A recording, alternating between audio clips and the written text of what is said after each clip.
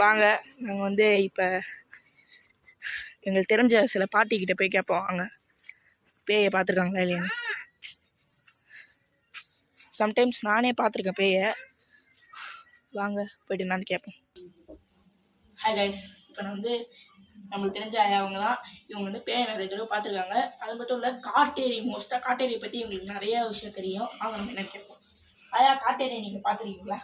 காட்டேரின்னுக்கு எல்லாரையும் குடும்பத்தை பாதுகாக்கிற காட்டேரி இருக்குது. காட்டேரி அவங்க வீட்டுக்கு போனால் பின்னாலே வர காட்டேரி இருக்குது. விரட்டும், கருப்பாக நிற்கும். நீங்கள் காட்டேரியை பார்த்துருக்கீங்களா?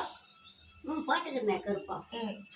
காட்டேரி உங்களை ஏதோ பண்ணிருக்கா? உங்களுக்கு தெரிஞ்சவங்க யாரோ ஒருத்தவங்க ஏதோ பண்ணிருக்கா? சரி, இன்னும் ஒன்றும் பண்ணலை. பார்த்துக்கிறேன். பார்த்துட்டு உள்ளே வந்தேன்னா ஒரு குழந்தை பக்கத்தில் இருக்கிற மாதிரி இருக்கும். ஓ, நீங்கள் வந்து இப்போ தனியாக இருக்கிறப்போ உங்களுக்கு ஏதோ காட்டேரி பக்கத்தில் இருக்கிற மாரி ஏதோ தெரியுமா? அப்படிலாம் இல்லை. காட்டேரி இருக்கிற வீட்டுக்கு போனால் நம்மள கூட பின்னாலே வந்துடும். ஒரு 8 மணிக்கு 9 மணிக்கு அவங்க வீட்டுக்கு போகக்கூடாது, பின்னாலே வந்துடும். வந்து ஒரு குழந்தை கட்டிக்கிற மாதிரி செய்யும். மீதி எதுவும் பண்ணாது.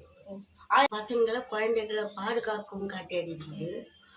நாம் போனோம்னா அந்த காட்டேரி என்ன பண்ணணும், பின்னாலே தொடர்ந்து வந்து நம்ம குழந்தை பக்கத்தில் பார்த்துட்டு இருக்கிறது. காட்டேரி இப்போ நம்ம வீட்டில் இருக்குதுன்னா அதுக்கு சில பல அறிகுறிகள் இருக்குல்ல, என்னன்னா நீங்கள் சொல்லுங்க. அறிகுறி அறிகுறினா நம்ம அவங்க வீட்டுக்கு போய் வந்தாதான் அறிகுறி. இப்போ நம்ம அதே மாதிரி படைக்கிறதா இருந்தா இந்த மாதிரி நம்ம கிட்ட காட்டேரி கும்பிட்றோம்னா படைச்சிட்டு வந்தால் நல்லது செய்யும். படைக்காத இருந்தால் நம்ம கொஞ்சம் கஷ்டப்படணும். ஓகே காய்ஸ், அடுத்த வீடியோவில் பார்ப்போம். அடுத்த சூப்பரான வீடியோ பார்ப்போம். Okay guys, let's bye. Guys, இன்னும் சில பல இன்ட்ரெஸ்டிங் வீடியோ வேணுன்னா நம்ம சேனலில் சப்ஸ்கிரைப் பண்ணுங்கள், லைக் பண்ணுங்கள், தொடர்ந்து பாருங்கள்.